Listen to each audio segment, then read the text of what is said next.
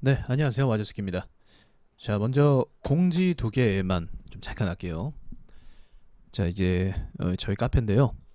차트 있는 사람들 카페인데 그 매매 일지를 한 달 동안 꾸준하게 매매 자신이 어떻게 했는지 그런 것들을 매일 올리면 한 달 동안 열심히 꾸준하게 하신 분들에 한해서 그 모든 분들을 대상으로 이제 따로 비밀방을 파서 이제 라이브 방송을 한번 진행을 합니다. 그러니까 강의가 될 거예요. 그래서 실제로 주식에서 써먹을 수 있는 그런 강의를 해드릴 테니까 좋은 기회라고 생각하시면 되고, 참여하시면 6월 달부터 또 6월 진행하니까 참여하시면 될 것 같아요. 자, 보시면 정말 열심히들 참여를 하셨어요. 네, 많은 분들이. 그래서 이런 분들이 이렇게 매일 매매일지 올린다라는 건 이 주식에 대한 열정도 있고 열심도 있다라는 겁니다. 제가 그래서 이분들하고 좀 좋은 대화, 좋은 강의를 나눌 수 있을 것 같아요. 항상 제가 어떻게 딱 모여서 이렇게 딱 틀을 잡고 강의를 해드리는 부분에 있어서는 주식을 한 5년, 6년 해야 알까 말까 한 그런 내용들을 이야기를 합니다. 워낙에 주식이라는 게 방대하잖아요. 매매 방법도 많고, 그리고 뭐 들리는 이야기도 많고 굉장히 많아요. 근데 그 모든 것들을 교집합으로 만들려면 긴 시간의 수련과 노하우와 경험이 필요할 수밖에 없는 거죠.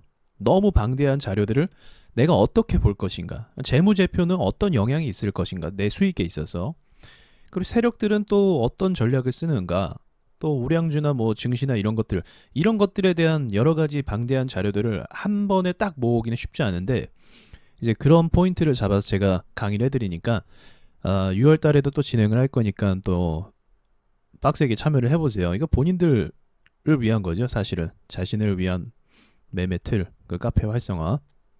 그리고 짧게 한다고 했는데 좀 말이 길어졌네. 다음은 제가 멤버십을 시작을 했습니다. 그래서 제 영상 보시면 가입이 있어요. 누르시면 이제 주말, 토요일, 내일 될 것 같아요. 내일 저녁 토요일마다 밤 10시에 라이브 방송을 통해서 종목 추천이라든지 또 종목 상담 이런 걸 해드립니다. 그래서 제가 할 수 없는, 그러니까 오픈된 영상에선 잘 할 수 없는 이야기들을 좀 할 테니까 참고하시길 바라겠습니다. 자, 오늘은 방산주에 대한 이야기를 할 거예요. 지금 방산주가 이렇게 재료가 뭐 딱히 뭐 없는 것 같은데 주목받는 거 아닌가, 이런 생각을 하실 수도 있을 것 같아요. 근데 이게 지금 주목해야 될 만한 이유가 있는 게 뭐냐면, 어제 라이브 방송에서 짧게 언급을 했는데 지금 중국을 압박하기 위해서 미국의 저기 이지스함 플러스 그리고 여러 가지 항공모함들, 군사 무기들, 배치들, 미사일들, 그리고 또 핵잠수함까지 전방 배치를 했습니다. 그러니까 너네랑 언제든지 싸울 수 있다라는 이런 기자회견도 나왔어요. 인터뷰죠. 국방부 장관인가? 누가 그랬어요. 우리는 코로나 상관없이 언제든지 싸울 수 있다. 뭔 말이에요? 싸우겠다라는 거죠. 너네가 정 그렇게 나오면. 사실 뭐 싸움으로까지 가진 않겠지만 단계라는 게 있죠. 단계라는 게 있는 법인데, 이 싸움으로까지 가진 않겠지만 지금 굉장히 이 고조되는, 그러니까 신냉전이라는 단어를 사용할 만큼 고조시키면서 분위기를 잡고 있는 게 맞아요. 그런 이유로 이 빅텍이 이제 김정은이 이제 대주주로 우리가 알고 있는 그런 주식인데, 자, 오늘 상승을 좋게 또 했어요. 네, 이런 모양도 나쁘지가 않아요. 이런 상승 모양도 굉장히 좋은 상승 모양입니다. 그러면 이제 말씀드리고 싶은 거, 그럼 이 방산주 재료가, 이게 방산주라는 건 이제 어떤 전시 상황이 될 것 같다. 이제 무기, 군수 물품 제조 업체에 대한 수혜가 받을 것 같다라고 해서 오르는 건데, 제가 방금 얘기한 것처럼 이 무역 전쟁이 이제는 관세, 기업 대상 자체가, 제재가 관세, 기업, 그리고 금융, 그리고 마지막에 이제 최종 단계가 전쟁, 군사로 갈 수가 있는 건데, 지금 거기에 대한 굉장한 고조가 일어나고 있다라는 거죠. 이란 같은 경우도 지금 계속적으로 미국을 도발하고 있어요. 네, 강경한 발언들을 하고 있단 말입니다. 그러니까 굉장히 지금 부담스러운 상황이 아닐 수가 없는 거죠. 실제로도 우리나라도 그 사이에 껴갖고 참 어떻게 해야 될지 모르겠고, 또 사드 얘기 나오면서 또 우리나라가 중국에게 받을 만한 다른 어떤 경제적 제재가 있을 수도 있는 거고, 또 거기에 협조 안 할 수도 없는 거고, 어쨌든 한미 군사 동맹은 명확한 사실이니까요. 그런 의미에서 같이 올랐다고 보시면 됩니다. 그래서 지금 이 재료가 단발성이 아닐 가능성이 좀 커요. 단발성으로 반짝하지 않을 가능성이 조금 높습니다. 왜 그러냐면 지금 이제 럼프 형이랑 저기 이제 핑이라고 할게요. 저기 핑 형이랑 이제 럼프 형이랑 지금 대립 구도를 갖고 있단 말이죠. 그럼 제가 어제 방송에서 얘기한 것처럼 이제 미국 대선이 11월로 예정되어 있는데, 이 11월 안에 지금 여론이 좋지 않아요, 럼프 형이. 더군다나 지금 폭동까지 일어나고 있죠, 경찰 관련해서. 근데 럼프 형이 또 말을 또 하나 잘못했더라고요. 근데 뭐 그게 사실 언론에서 그렇게 비추는 건지 모르겠지만, 아무튼 위기 단계에 있는 거죠. 재선에 대한 위기 단계에 있습니다. 시진핑은 이걸 노려야 되고요. 이 상황을 이용해서 조금 더 어떤 식으로 우회해갖고 어떤 전략을 펼쳐야 돼요. 왜냐하면 이제 바이든이 돼도 이제 미국의 방향 자체는 사실은 중국을 제재하는 거에 있어서 쉽게 풀진 않을 거지만, 그래도 지도자가 누구냐에 따라 그 강도라는 게 있거든요. 강도. 어쨌든 그 오바마 정부 자체는 중국 친중 정책을 펼쳤어요. 그래서 화웨이도 망을 필 뻔했잖아요. 트럼프가 막은 거고. 그 정도로 트럼프가 실제적인 기업 제재까지도 이 추진을 하면서 막는 사람이라는 거죠. 미국 사람들이 이걸 아는지 모르는지 사실 잘 모르겠지만, 어쨌든 미국 사람들에게는 트럼프가 필요한 건 맞습니다. 왜냐하면 트럼프가 당선이 되고 나서 증시가 좀 박살이 나고 그런 부분들이 있지만, 실제적인 고용이나 매출이나 이런 부분들은 굉장히 긍정적으로 바뀌었거든요. 그리고 이제 재선이 되냐 마냐, 거의 재선 확정이었죠. 확정인데 그 전에 이제 여기서 바이러스가 터진 거예요. 중국에서. 그러니까 이게 의도적이냐, 그죠? 바이러스가 의도적이냐 아니면 정말 우연이냐. 근데 우연치고는 정말 기가 막힌 거죠. 그죠? 그래서 저도 이거에 대해서 좀 알아봤어요. 이게 우연일까 과연. 막 의심하는 것도 있잖아요. 심지어는 그 음모론 중에 그 빌 게이츠까지도 등장하더라고요. 우한 바이러스가 뭐 거기 근처 14km인가 떨어진 곳에 있고, 네, 그래서 그 의도적인 바이러스 살포일 수도 있다, 공격일 수도 있다, 뭐 이런 얘기도 하는데, 또 다른 일각에 또 그것만 또 들으면 안 되잖아요. 다른 일각에서의 이야기 들어보면 이거는 많은 전문가들이 순수 자연으로 발생한 바이러스다라고 이야기하는 부분이 또 지배적이기도 하고, 더불어서 이것이 원래 미국에서 발생한 거다라는 이야기까지도 또 있기도 해요. 한편으로는 이건 객관적으로 말씀을 드리는 거예요. 미국에서 발생해서 중국으로 와서 중국에서 퍼졌고 뭐 이런 얘기 하는데, 뭐 어디가 됐든 간에 사실 이거 결론 절대 안 납니다, 여러분. 제가 이거 장담하는데, 이거 우한발 바이러스 이거 어디서 왔냐 라고 얘기하면 이거 결론 안 나요. 이게 뭐랑 똑같은 거냐면, 일단 국제 소송을 갈 거 아니에요, 그죠? 이거 뻔한 건데 국제 소송을 가죠. 그러면 이 소송이라는 게 여러분도 아시겠지만 단번에 해결되는 게 아니에요. 소송이라는 게. 그죠? 예를 들어서 우리나라 미세먼지 중국에서 오는 거 거의 확실하죠. 확실합니다. 그냥 100%라고 볼 수도 있어요. 그럼에도 불구하고 미세먼지로 인한 피해 있을 거 아니에요. 그죠? 사람들 어떤 기관지가 안 좋아진다라든지 누적이 됐다라든지 이런 피해 같은 것들을 다 종합해서 과학적으로 검증을 하고, 그거를 이제 법원에 제출을 하고, 법원에 제출하면 또 저쪽에서는 또 그거 아니다라고 하면서 또 변호하는 입장이 될 거 아니에요. 우리 책임이 아니다 이런 식으로. 국제소송은요 정말 오래 걸려요. 어쩔 수가 없어요. 자료나 이런 것들 막 인력들도 막 다 서로 외국어 번역하고 막 그럴 거 아니에요. 아무튼 복잡할 거 아니에요. 그래서 결론은 이 바이러스 출처는요 어디서 왔는지 알 수가 없다라는 거죠. 이제 문서적으로는 알 수가 없고 그냥 중국 쪽이다 이렇게 얘기할 수 있고, 또 만약 이것이 중국 책임이다 해서 또 책임론을 몰고 가면 예전에 있었던 바이러스들 있잖아요. 그런 것들도 다 책임을 물어야 돼요. 그 나라들이. 그럼 이게 판례가 돼서 우리나라에서 만약 바이러스가 발생하면 우리나라도 국가적으로 다 배상을 해야 되는, 뭐 이런 복잡한, 아무튼 쉽지 않은, 말도 안 되는 이런 상황이 맞닥뜨리기 때문에 사실은 지금 이 바이러스라는 것도 다 모르겠습니까? 저쪽에서 다 아는데 이걸 가지고 이제 중국을 어떻게든 깔려고 하는 거죠. 왜냐하면 무역 전쟁은 이미 2, 3년 전부터 시작이 됐거든요. 트럼프가 당선되는 순간부터 중국에 대한 제재가 시작이 되었거든요. 네, 그 뒤로 중국 경제 성장률도 굉장히 하락하는 추세로 완전 바뀌어버렸죠. 럼프형 때문에. 그 연장선상이라고 보시면 돼요. 그 모든 것들에 트럼프가 되고 나와서 이제 제재를 막 가하면서, 그죠? 뭐라고 해야 되죠? 경제 제재. 예. 경제를 막 압박하고 나와서 실제로 중국 GDP 성장률이 하락을 했고, 미국은 상승을 했고, 그리고 1차 무역 합의 역시 저기 미국에게 유리한 쪽으로 계약을 성사했죠. 농산물 이렇게 수입하는 걸로.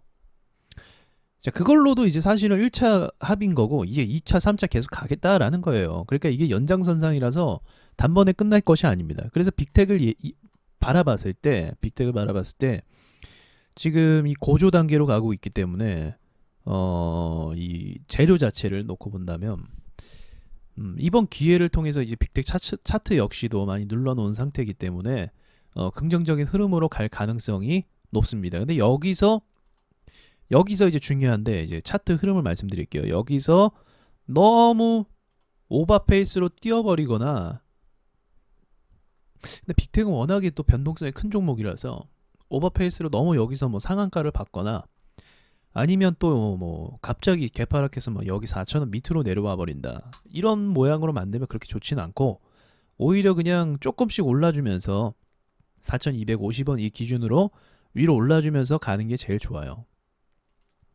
그러면 가장 이 저항대들이 여기 있는데, 여기까지 가려면 얼마나 걸릴까요?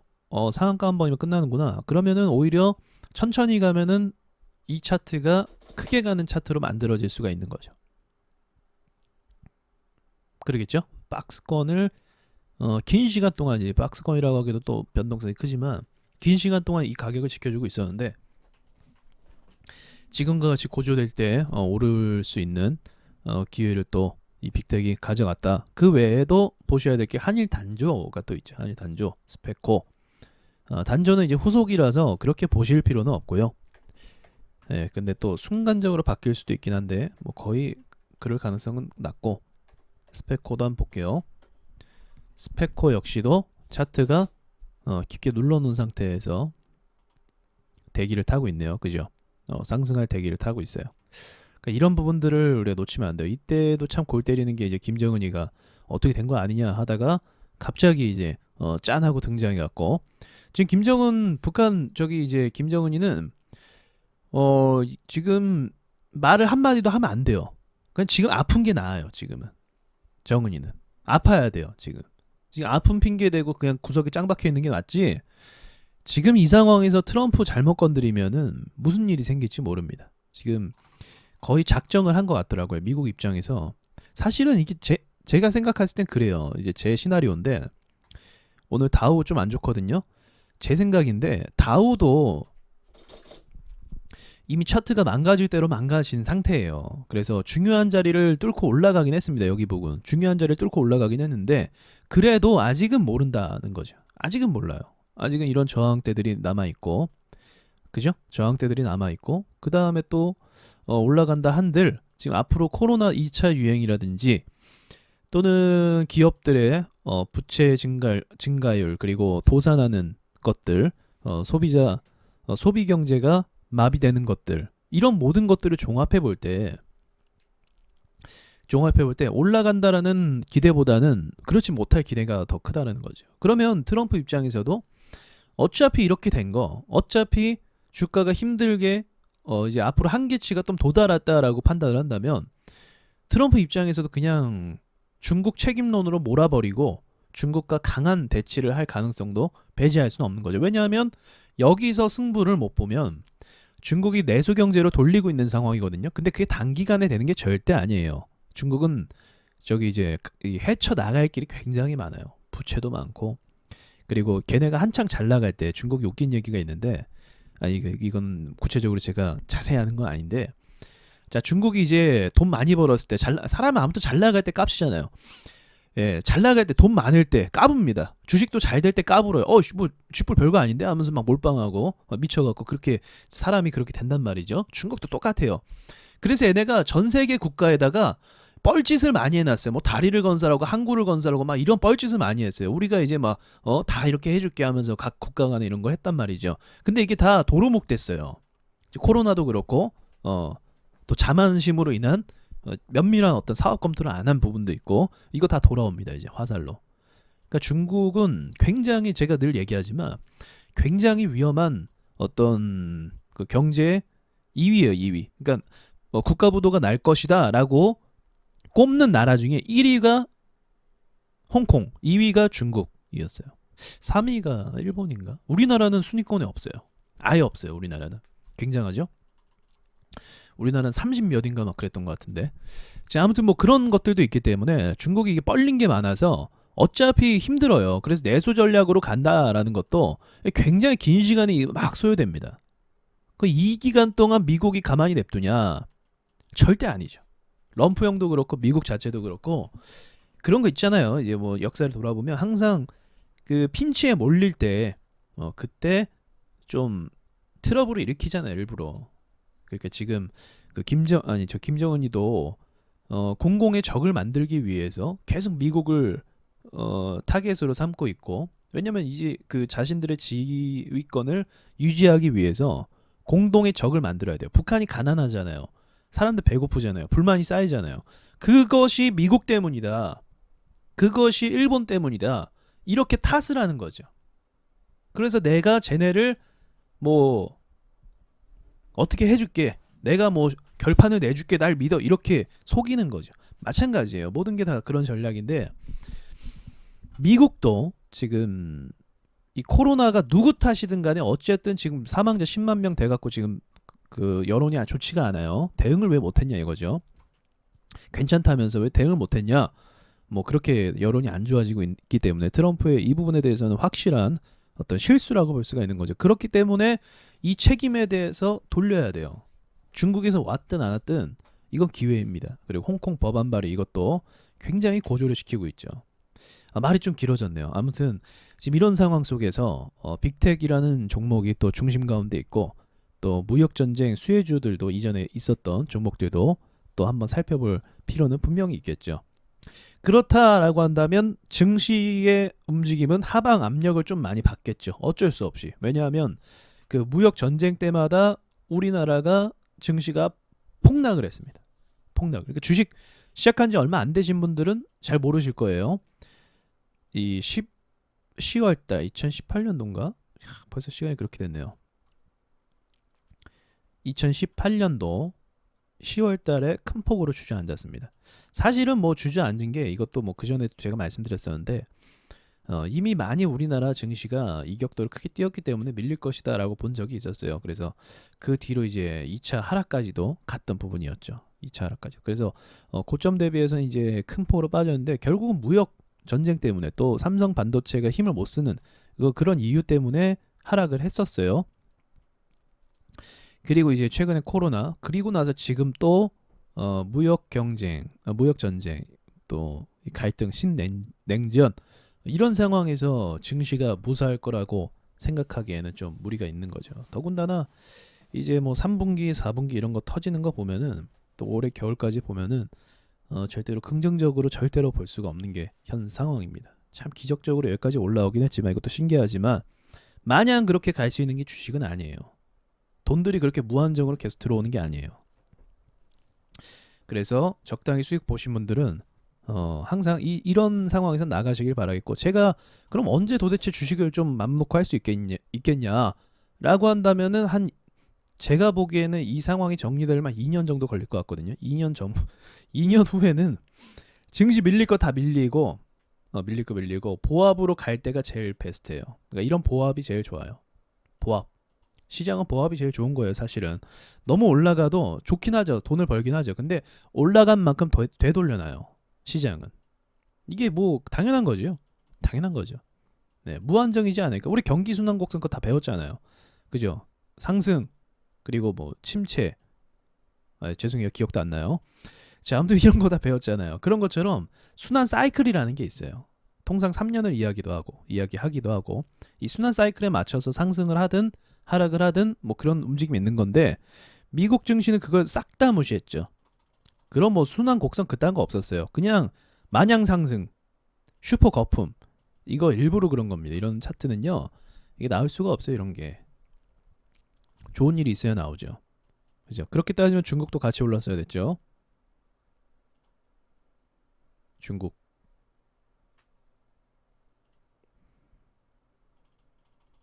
네, 중국은 2015년도에 슈퍼 상승하고 나서 이제 계속 보합 가고 있죠. 근데 차라리 이런 보합이 좀 나아요. 차라리 너무 올라가는 것보다 여기를 좀 올라갔다고 볼 수 있긴 하겠네요. 그죠? 한 많이 오른 건 아닌데 아무튼 계속 좋지가 않았어요. 이 이유로 매력이 사라지는 거죠. 종목들의 투자할 만한 매력들이 사라지는 거죠. 자, 오늘 여기까지 하겠습니다. 수고하셨습니다.